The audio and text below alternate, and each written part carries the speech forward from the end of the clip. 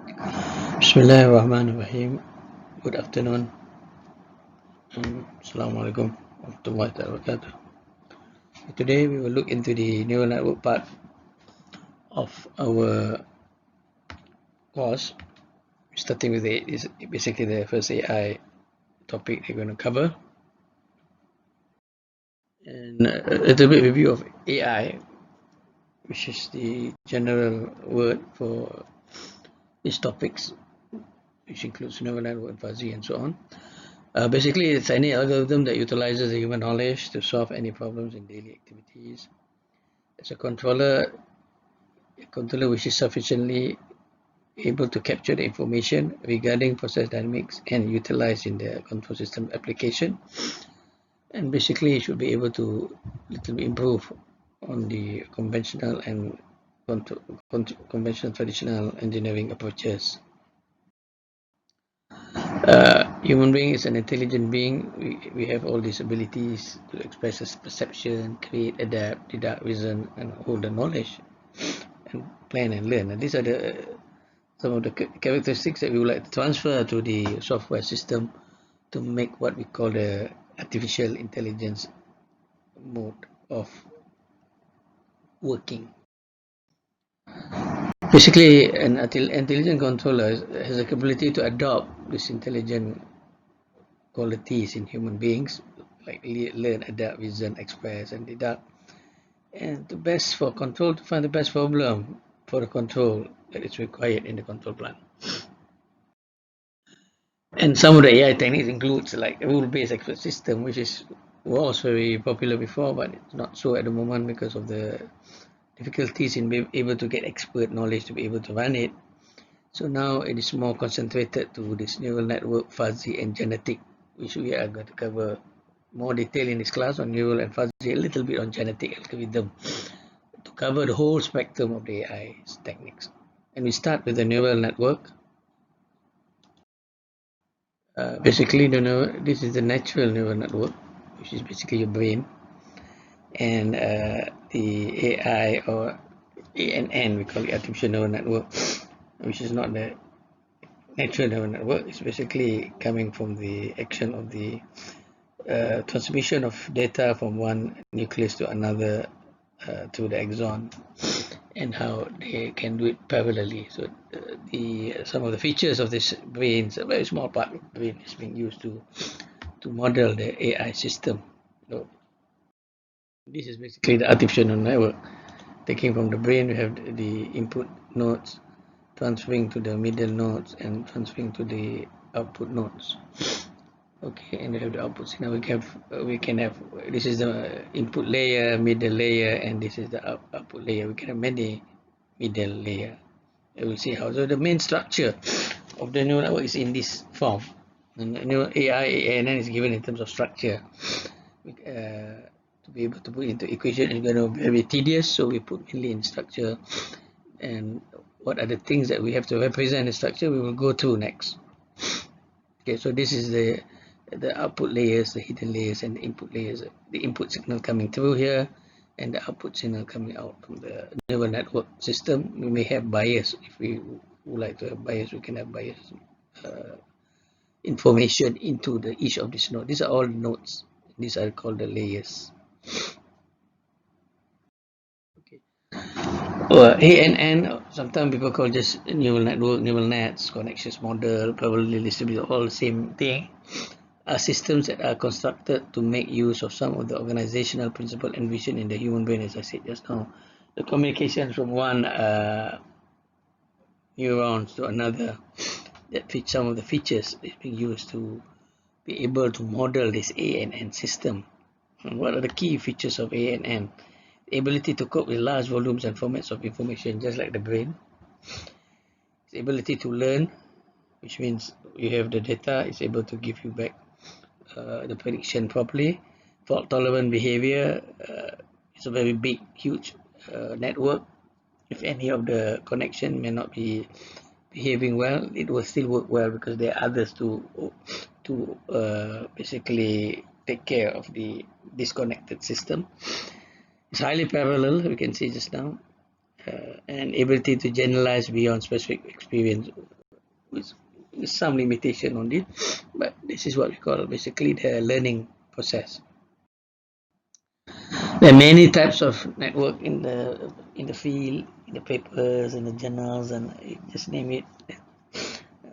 Hundreds of different types of network, but we will be mainly looking into the we can have linear, we can have non-linear, but since linear, we can normally use the normal linear system to take care for modeling. So we are using the non-linear network model, which is based on ever correcting and basically based on the back propagation training, as we will go on details later. The topology basically is divided into three parts, which is the microstructure, which gives characteristic of each of the node, the mesostructure, which talks about how the nodes are connected in each layer and to the other layers also, and the macrostructure is a combination of the whole neural network topology as a whole, how the neural network is being connected together as a whole. This is the for each internal part of the network, how it is connected and the layers and so on, and the micro is in the internal part of the all the transfer function. So the topology, as you can see here, the internal part, the micro, and then how the connected in between is the meso, and as overall outlook, how is it the macro structure, define a microstructure. So basically the most important, the micro and the meso, and for our case is normally the macro is one standard feedforward system with back propagation training. And in terms of microstructure, we have a few transfer functions that we can use, either the threshold -1, 1, 0, 1, or the hard limit linear type, or the sigmoidal, which is the most common one we're going to use. The sigmoidal is a sigmoidal shape from -1 to +1, or from 0 to 1, or the radial basis function. So, but the most common one will be the sigmoidal or the linear transfer function that we have to use. So, but most of the time, the middle node will be using this sigmoidal transfer function. In terms of the meso microstructure, we have all these different types, but as I said just now, ours is mainly we're going to use for our modeling, control, and chemical process, especially this multi-layer feed-forward network. Feed-forward means one direction, going feed, and it's multi-layer. But sometimes you may have what we call sort of back recurrent network. It can go back laterally or vertically. It can come back. Some of the nodes can come back, which is called a recurrent network. Once in a while we may use it, but that is for basic dynamic system. But we have other ways to treat the dynamic system using multi-layer feed-forward network. So this is the basic topology that normally we're going to use in our system, unless we have very complex system. We may have different types of network for one network with another network and sub and get hybrid network. Those are higher level topologies that we may use in very specific cases or in research and so on. So in terms of the microstructure, looking at each of the node, this is basically in each node, this is what's happening. Okay, firstly at each node, we can see here at each node, the signals are added together. The signals coming from here, I1, I2, and so on, they are all added together here. You can see here they are all added together, and then the process to the transfer. So once they're added together, they go to the transfer function fx here. Signals are added together given by summation here, which is in x. They go to this transfer function depending on what you have decided just now in your micro, what sort of transfer function. If it's sigmoidal, this is the transfer function. Okay, so this is a transfer function that we have. So you will go to the transfer function, and then the output are sent to the other node. So if there's an output and connected to another layer, then these outputs this whatever value coming out here, after going to the transfer function, if you have a bias, you will add on to the bias. In this case, the theta naught is the bias, add on the bias. It goes to the activation function and then goes output. This output will go to the other layers and so on. The same thing happening here. So in every layer, this is what's happening for each of the node for the neural network system. This is the input variables and this is the output variable. So this is the basically what's happening in each of the node. The main thing in each of the node, this is what's happening. Okay, the transfer function can be different for each node, can be different for different layers, but normally for one layer, normally we fix to one transfer function. But it can be different. This one can be sigmoidal, this one can be linear, and so on. Then for each of the weights, actually, this input I1 is actually not just I1 like that, but it's actually also multiplied by what we call the weights. There's weights here. So it's I1 times weight, I2 times weight, and so on. Okay, but we just put I1 as the input, but the signal coming depending on the weights here. This W. If it's 1, then it's just I1. But if it's another value, it's I1 times the weights that goes into the system. And this weight is the one that we are basically trying to optimize to get the best function for the neural network. Okay, and basically how to train a neural network is using what we call backpropagation algorithm. This is, we don't have to go into the detail, but this is the equation to change it. The weights we initially, the first weights we normally randomize, but the next weight, these are the changes to the next round of weights. Okay, the first weight is just randomized. We will get the output which is different from the actual, and that error is propagated backwards. It's called backpropagation algorithm.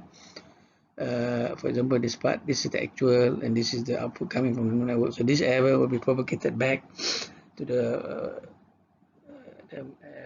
outer layer, and this is to the middle layer, to change the weights in the next round. Keep on changing until finally we get the objective function to be satisfied. And basically this backpropagation algorithm, this is the most simplest algorithm, simplest, but simple, but takes a long time to be able to train the neural network. We call training means to optimize the neural network. So parallel distributed optimization technique to minimize the error between the network and the actual target that we want by manipulating the weights. So the only thing we can do is to change the weights. The weights are the one that we change. So in terms of a more systematic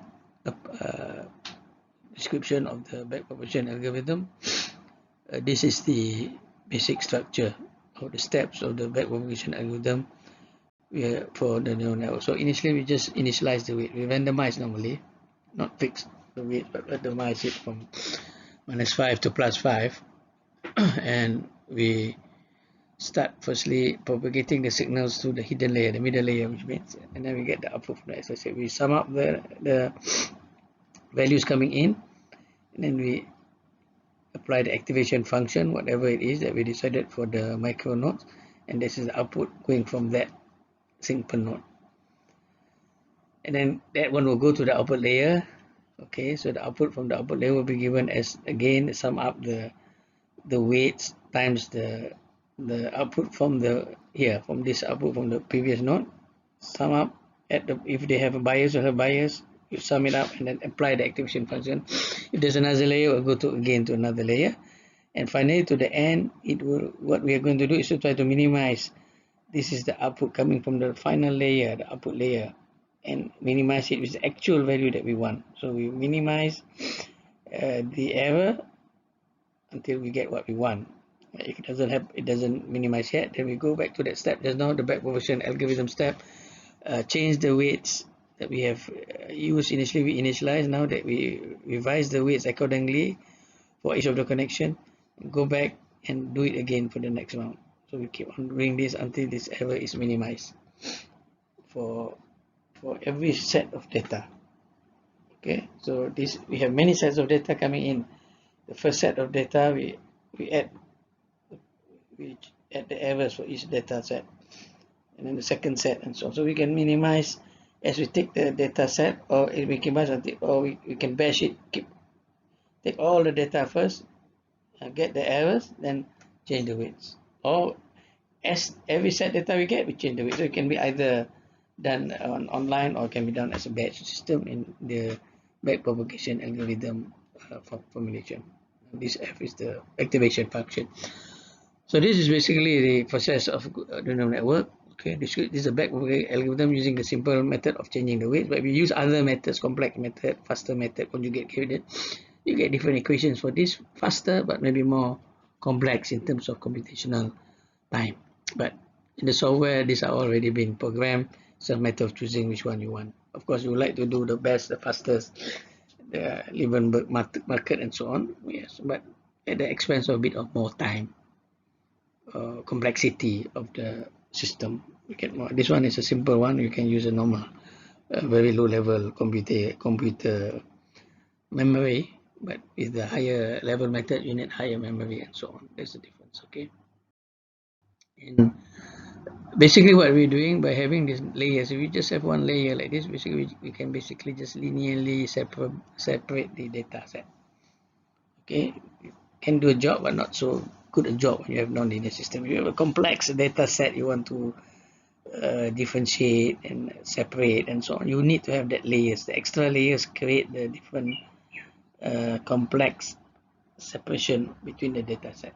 So the more layers you have, actually the more it can function, the more it can map, the more it can do, but at the more expense of complexity and so on. Normally, this is the input layer, hidden layer, and output layer. Normally, we try to restrict to one hidden layer, but sometimes we can use two, avoid three, but we avoid going more than two, more complex. But if you have good computer power and you have the memory, you can, it's okay to use higher, more layers to do the optimization. As more layers, you can do more complex work, of course. So, and basically, at the end of the day, neural network can be used for many types of work activities.